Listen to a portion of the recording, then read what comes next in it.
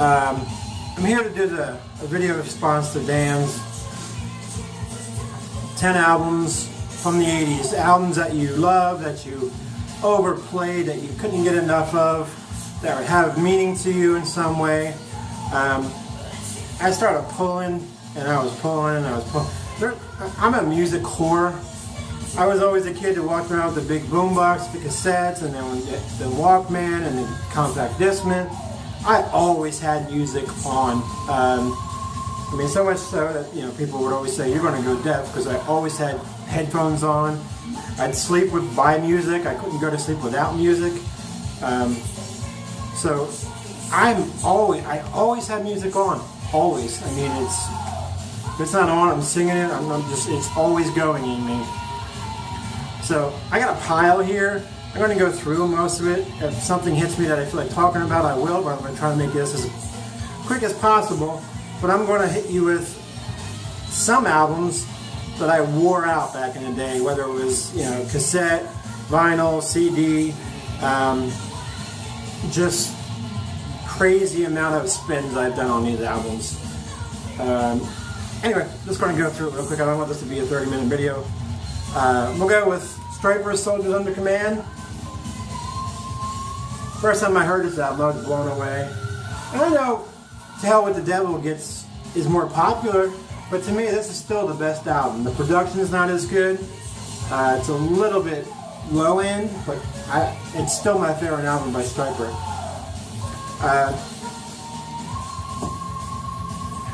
Then we'll go with Ratt, Invasion of Your Privacy. Ratt is one of my favorite bands. Just always had a different sound to him. Piercy's voice is different. I basically call this Out of the Cellar 2, because it's almost just as good. I don't know why they grabbed Out of the Cellar, I meant to.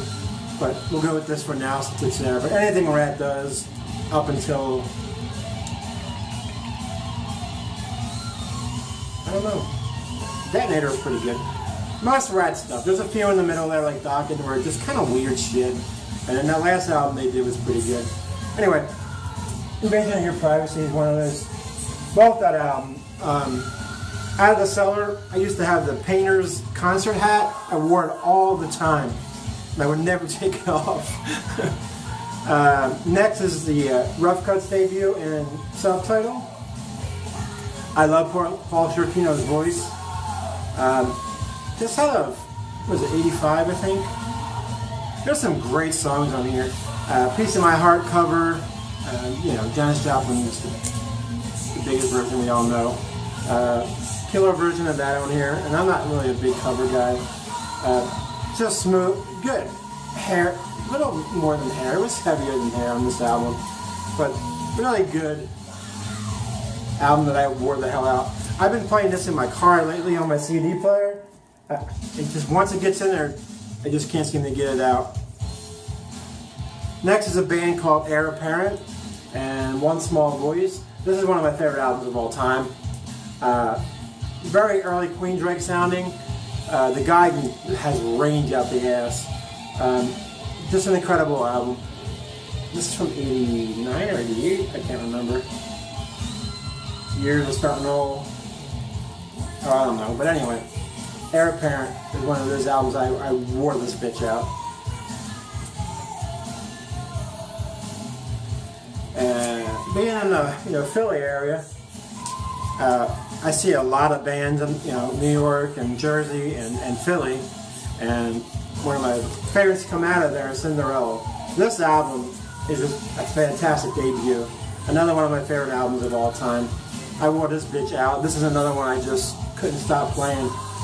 I'm pretty sure it was either this or Out of the Cellar that I literally wore the tape out with several times because I played it so much. And seeing these guys live a lot before they even hit it big was also, it influences your life. I don't have Spreading the Disease on vinyl, so I'm just going to go with Among the Living, which is my second favorite album by them. It's hard to say. Spreading the Disease is a really good album for me, and this is kind of a close tie, but I did wear this album out as well. I like early Anthrax. I like their I didn't care for the John Bush era. It just doesn't sound like Anthrax to me. But their last two albums are pretty good. I don't know. It might be my favorite thrash album. I love this album. I was lucky enough to find the original press before the reissue came out. Another one, when I first heard it, it was one of the things that were on like a month. It was just in my cassette player. I wouldn't stop. CD player. It just wouldn't stop playing it.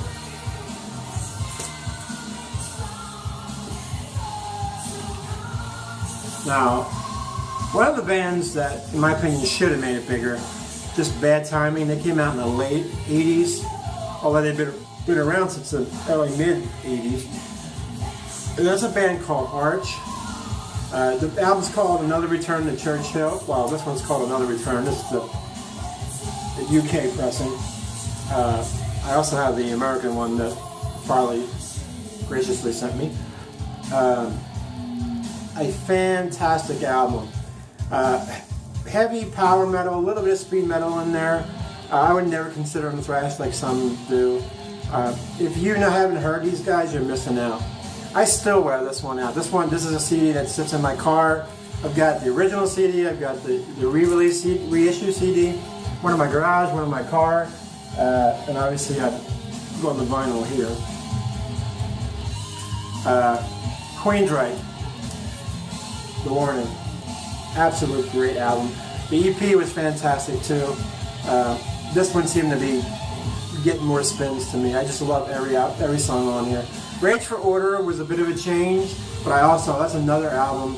I try not to grab duplicates, but same from one band.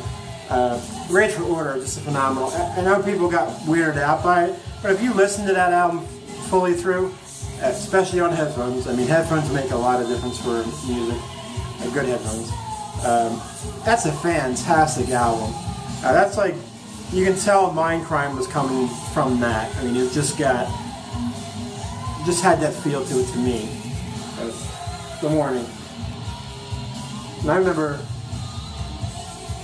no, maybe it was with The Warning. Alright, forget that story. Another band a lot don't know about is Phantom Blue, all-girl metal band, and they are heavy metal. It's not hair metal as it looks, it's just girls in the 80s, that's what they look like. Good, heavy metal. It's metal. It's two guitars, really crunchy singer.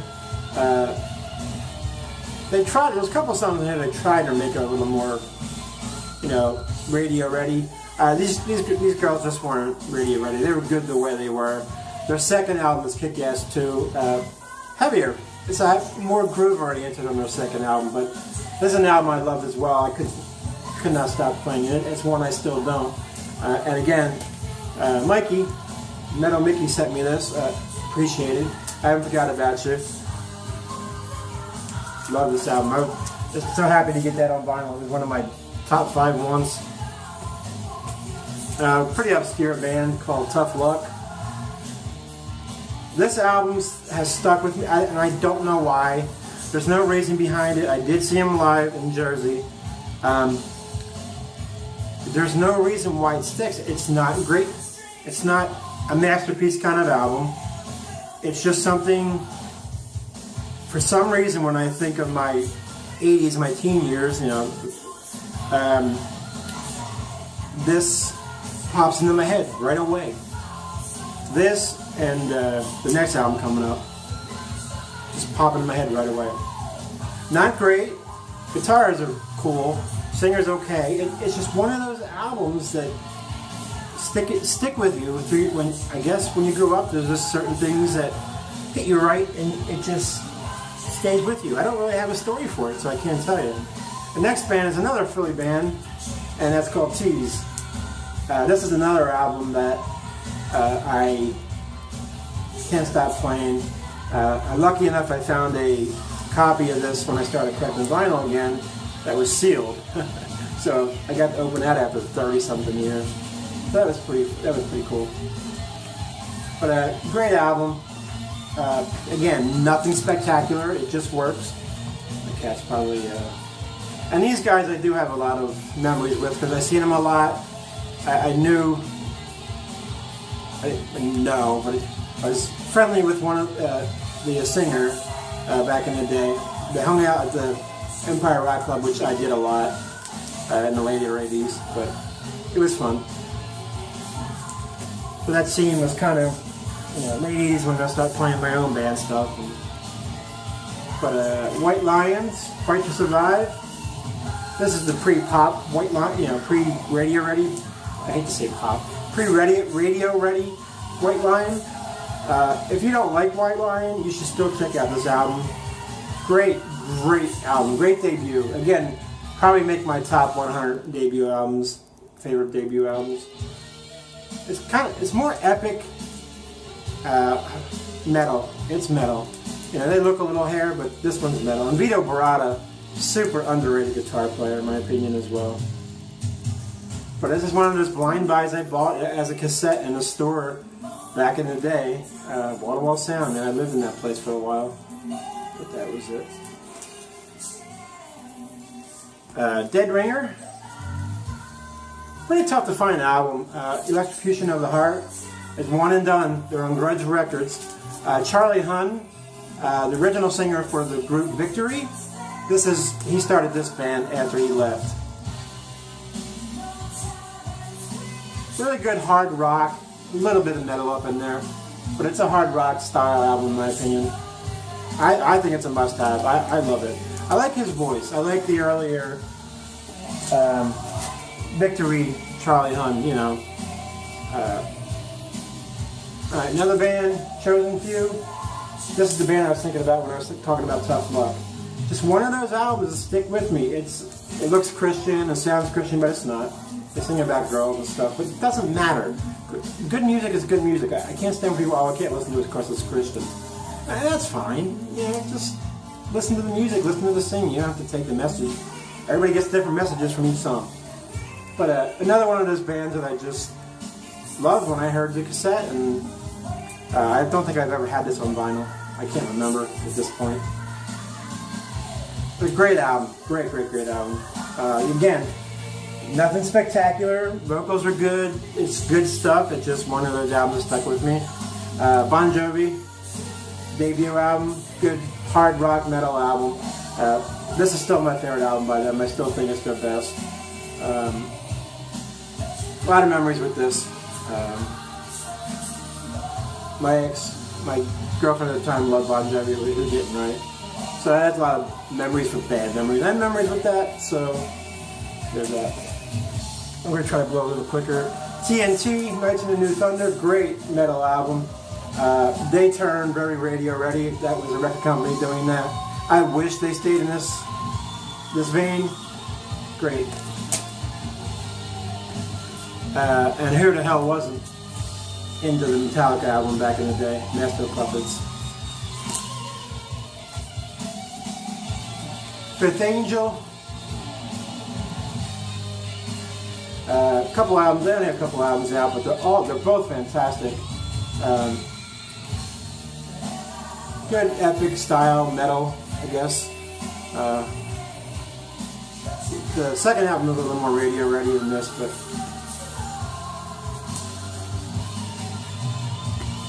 now this album brings back a shit ton of memories. This is my 1984. I was 14, 15. There's just a lot of memories with this I don't care to talk about again. That's when I got into a serious relationship, and my daughter didn't come from this album, but came from that relationship. It just reminds me of my daughter more than anything else. Some bad memories, but I'm not going to do that. This is supposed to be fun. But most music from the 80s has, like a lot of people say, you just have so much connected with it. It's hard to really talk about it unless you're in a conversation. It just feels impersonal talking to a camera when I'm doing this. But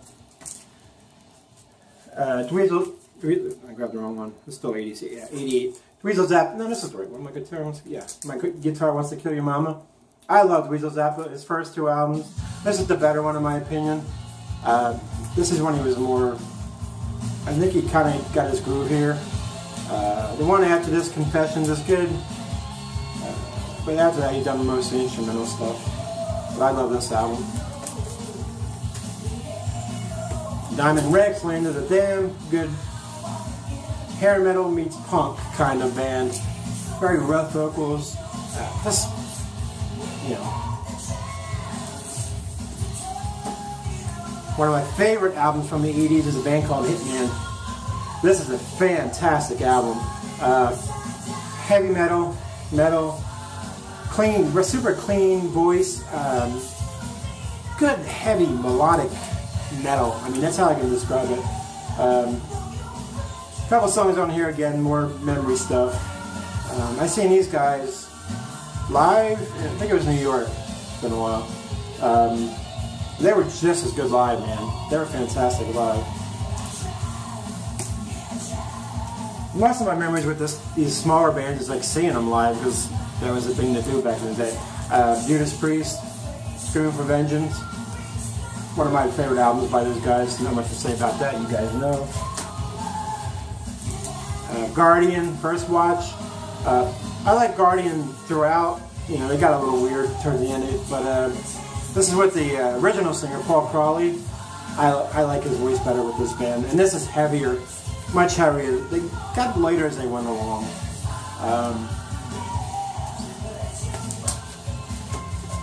Another band not many know about, that's Marcello. Good, heavy, hard, hair metal. A lot of good songs on here. I mean, I can go for hours on this stuff, guys. I'm sorry. It's hard to talk and the Yngwie Malmsteen's Rising Force, Black Star. I mean, my channel is named after that song. First time I heard that song, I was blown away, and I can tell you where I heard it on a radio show back home called Metal Shop, and they said his name, and I'm like, oh, this is going to be crappy. I don't think the guy could say it if I remember correctly. And I heard it, I mean, literally, like the Judas Priest, you know, when I first heard that. When I first heard that, I was just blown away. Metallica Ride the Lightning, which is probably still my favorite Metallica album overall. I don't know where I got it to, but I did. And Motley Crue. Motley Crue is one of the first. I bought 4 vinyl. My very first time I bought vinyl all my own with my own money. And I bought Motley Crue, Shout at the Devil. This is nothing but Friends. All I remember is Friends with this. We had like the Empire Rock Club used to have during, you know, sometimes they would have like a under 18 thing, and they would have contests where you go in and you lip sync to songs, and you got to lip sync as a band. It was still hard rock, metal oriented, you know. So the thing I remember about this most is us doing Shout at the Devil, lip syncing to that, and just you know, going full air band crazy. That still sticks in my head. And this remembers a lot of my friends back in the day. Chris, Jack, and Tim, if you guys ever come across this, you guys know. This was our jam back in the day, man. Still their best album by far. Although Too Fast for Love is right there, it's just different kind of, you know. This is more metal, that's more hard rock verging on the metal scene. Both fantastic albums. It'd be a 1A, 1B. And then finally, another band out of Philly, Heaven's Edge. I think Reggie Wu. Somebody. The pre-band before Mark Evans, I think, was White Fox. And Mark Evans joined the singer. And Mark Evans has a great voice. Another band, if it wasn't for, they came in late into the late 80s, very late 80s.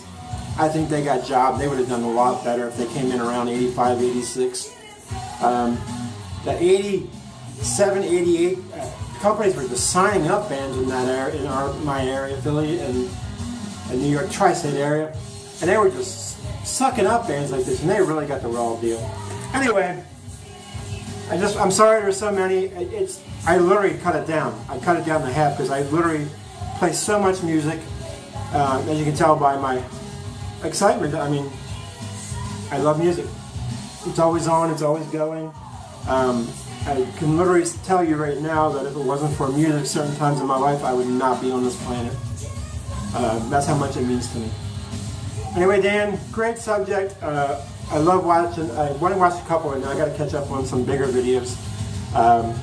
But I love seeing the excitement in everybody. I love hearing the little stories, or just why you like the band, or why you like that music, or you just like that music. I don't need a full explanation. I really like seeing what people like. It doesn't matter if it's my type of music. You know, if sub to you, I watch your videos. I know I'm subbed to far more than a sub to me, but I watch almost every video I can. I'm behind on the vinyl tags because they're long, but those that will catch up. I hate stopping in the middle of a video and then I may forget to watch the rest of it, so I try not to watch them until I have time. Rambling, I'm out. Thank you for watching. Great subject, Dan, and somebody else brought it up too. Was it Dude 1973, Chris? And we know Peaches, he is 80s. So y'all have a good one. I'll talk to you later.